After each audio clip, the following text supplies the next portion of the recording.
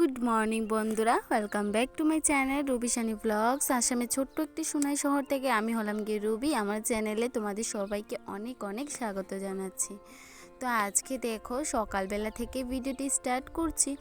সকালবেলা বলতে এই তো তোমার এখন বাজে প্রায় 10টা নাগাদ। এখন থেকে ভিডিওটি স্টার্ট করে দিচ্ছি। তো জানো তো বন্ধুরা, মধ্যবিত্ত পরিবারের বউরা বলো মেয়েরা বলো, সত্যি আমাদের স্বপ্ন পূরণের চাবিকাঠিগুলি না সত্যি অনেক সময় স্বপ্নগুলো পূরণ হয় না।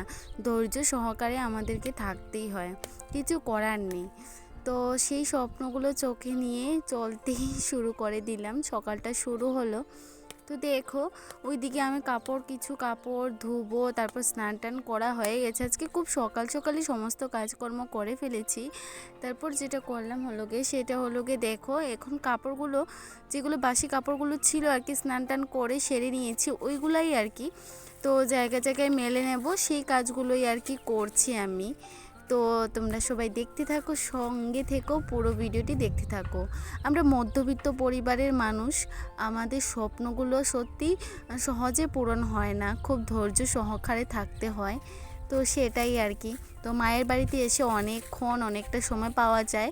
কাজকর্মের পাশাপাশিও নিজের জন্য কিছুটা না অনেকটাই সময় বার করে ফেলি, কারণ স্কুল খুলে যাবে ততক্ষণ তো আর কি করব, এতটাই চাপ থাকে, কিছু কাজের আর শেষই থাকে না। তো যেভাবে সকাল সকাল উঠে সমস্ত কাজ সময়ের মধ্যে করে মায়ের হাতে হাত লাগিয়ে কাজ করে দেখো খুব তাড়াতাড়ি আমি কিন্তু স্নান টান সব কিছু কমপ্লিট করে নিয়েছি আমি। তারপর চলো কাপড়গুলো মেলে নিচ্ছি। আর এখনও পর্যন্ত তোমরা আমার ভিডিওটি যারা দেখছো, একটি লাইক আর একটি কমেন্ট অবশ্যই করে দিও। আর তোমাদের পরিবারের সাথে একটু শেয়ার করে দিও, যাতে আমার মতো যারা হাউসওয়াইফ তারা অবশ্যই ভিডিওগুলো দেখতে পারে।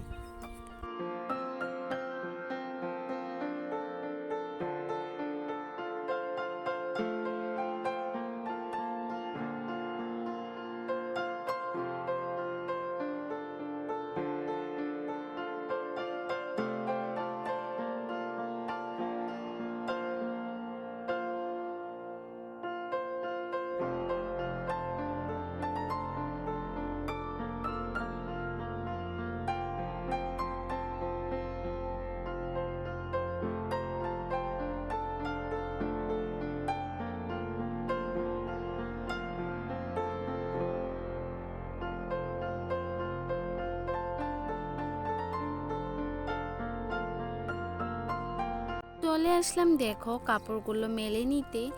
আর রৌদ্রটা অনেকটাই কড়া হয়ে গেছে, আর যেহেতু গরমটা অনেকখানি পড়েছে, তো তোমাদের ওইদিকে গরম কেমন হয়েছে অবশ্যই তোমরা জানিও।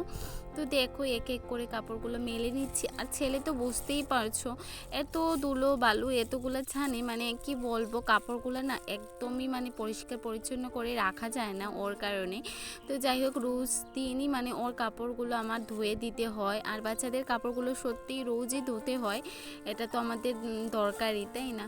আর দেখবে সবসময় কাজ করতে বিরক্ত লেগে যায়। আমি ভাবি কি সকাল সকাল যদি সমস্ত কাজকর্মগুলি করে নেওয়া যায়, তো একটা সময় চলে আসে যখন দেখো স্নান টান করে নিলে না আর কিছু করতে ইচ্ছে করে না। যেমন এখন দেখো স্নান টান করা হয়ে গেছে, কাপড়গুলো মেলে নেব, কিন্তু তারপর খাওয়া দাওয়া তো করবই। তারপর কিন্তু শরীরের মধ্যে এমন একটা আলস ভাব চলে আসে, তখন কিন্তু এক সময় আমার সত্যি কোনো কাজ করতে ইচ্ছেই করে না, বিরক্ত হয়ে পড়ি।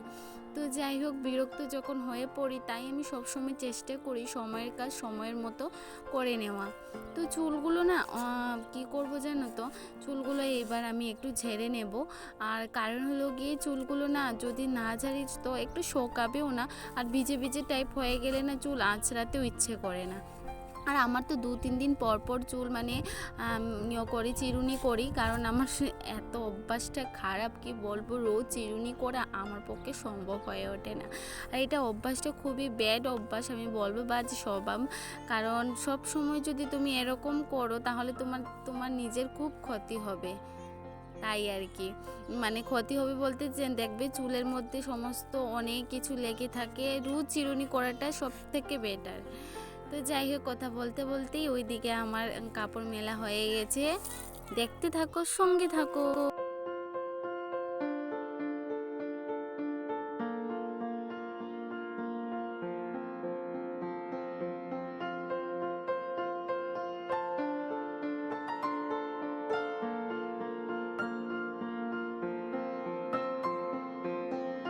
পরে আসার পর আর কি এই রামাসগুলো ছিল আর কি, আর বাইরের এতটাই আলো ছিল, তোমাদের সাথে মানে সুন্দর করে যে শেয়ার করব সেটাও করা হচ্ছিল না। তো যাই হোক, মাকে একটু হেল্প করলে না হবে, মা দুপুরবেলা রান্নার বান্নার আয়োজন চলছে। তো ওইদিকে স্নান টান কমপ্লিট হয়ে গেছে। তো মা বললো একটু পপকর্ন ছিল ঘরের মধ্যে, তো বললো আর কি ওইগুলো একটু খুলে তার মধ্যে একটু দিয়ে দাও, খাবো আর কি। তো বললাম ঠিক আছে চলো, যখন মা বলছিল। আর আমারও কিছু স্নান টান করার পর না কিছু না কিছু খেতে হয় দেখবে, তখন না হলে কিছু ভালো লাগে না। আর আমাদের মা তারাই বলেছে, মানে মা আর কি বলতো সবসময় আগেও, যে স্নান টান করার পর মুখের মধ্যে কিছু না কিছু খেতে হয়, একটা বিস্কিট হলেও কিন্তু তোমাকে মুখে দিতে হবে স্নান করার পর। তো যাই হোক, সেই কথাগুলো মাথায় রাখি, আর এখন পর্যন্ত ছেলেকেও সেই মায়ের কথাগুলো ছেলেকেও বলি আর কি। তো যাই হোক, মধ্যবিত্ত পরিবারে আমরা এরকম করেই অনেক সুখী, কি কি তাই না বলো তো? তো যাই হোক, ওইদিকে দেখো মা শুয়ে শুয়ে আর কি একটুখানি শুয়েছে, মার শরীরটা তেমন কিন্তু ভালো না। তো যাই হোক, কী আর করবো বলো, আমিও তো এখন পরের সংসারই হয়ে গেছি, আমারও সংসার আছে, কি করব বলো, সব দিক ম্যানেজ করে চলা তো আমার পক্ষে তো এতটা সম্ভব নয়, তবু চেষ্টা করি আর কি আর করব। তো যাই হোক, ওইদিকে চলো পপকর্নগুলো খাই, খেয়ে দিয়ে তোমাদের সাথে আবারও আসছি।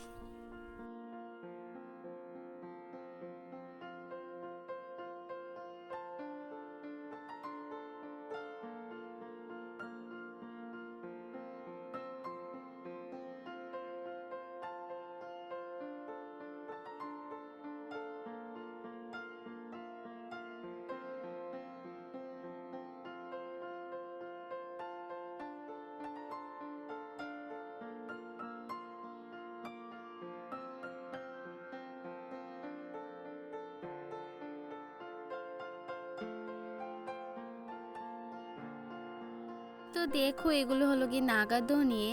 তো বিকেলবেলা না কিছু করার ইচ্ছে করছিল না, বলতে বিকেলবেলা একটু ঘুমিয়েছি, খাওয়া দাওয়া করে একটু বাইরে একটু বেরিয়েছিলাম।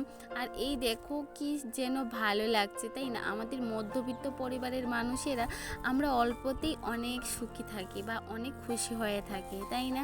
তো মায়ের হাতে লাগানো জিনিসগুলো দেখছি, আর আমার ফোনের মধ্যে রাখছি একটা মেমোরি হিসাবে।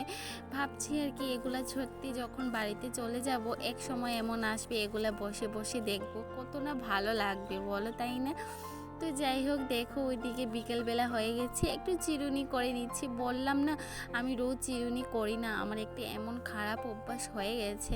তো যাই হোক, দেখো সকাল সকাল অনেকটা কাজকর্ম গুছিয়ে করার পর আর অনেকটাই হেল্প করে দিচ্ছিলাম মাকে, তার জন্যই দেখো আমি অনেকক্ষণ সময় পাচ্ছি, বিকেলবেলা বসে বসে দেখো চিরুনি চিরুনি করে নিচ্ছি আর কি, খুব ভালো হচ্ছে।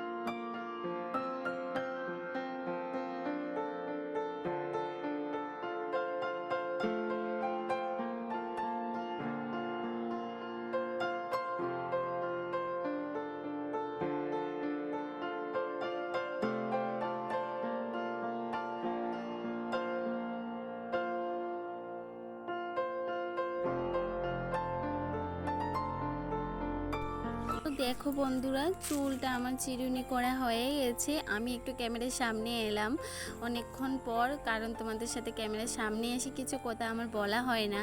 তো যাই হোক, দেখো ওইদিকে চিরুনি করে নিয়েছি আর একটু হাঁটাহাঁটি করছি। কিছুই যেন কিছু ভালো লাগছিল না, আর কি আর করবো, ভাবলাম চলো একটু তোখানি তোমাদের সামনে চলে আসি। তো আজকের এই ব্লগটা তোমাদের কেমন লেগেছে অবশ্যই তোমরা একটু সুন্দর করে একটা কমেন্ট করে যেও। ভালো লাগলে লাইক, কমেন্ট এবং সাবস্ক্রাইব করে আমার পরিবারে চলে এসো। আশা করছি তোমাদের খুব ভালো লাগবে ভিডিওটি, আর চলে আসবো নতুন একটি ব্লগের সাথে। ততক্ষণ তোমরা সবাই খুব ভালো থেকো, সুস্থ থেকো। দেখা হবে নতুন একটি ফ্রেশ ভিডিওর সাথে।